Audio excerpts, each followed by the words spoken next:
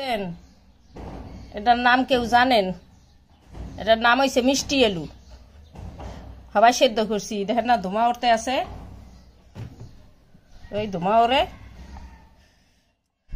এই সেদ্ধ করছি। এখন খামু, কেমন লাগে দেখি।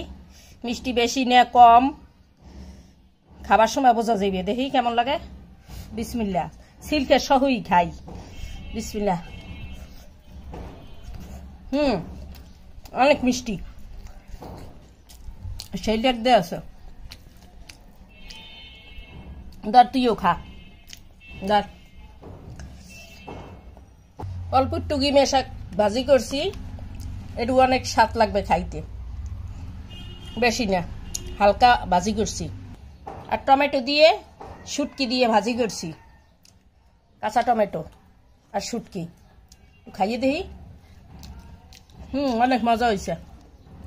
শুটকির ঘেরার আসতে আছে, সেই লেগ দিয়ে আছে। অনেক মজা, সেই টেস্ট, অসাধারণ।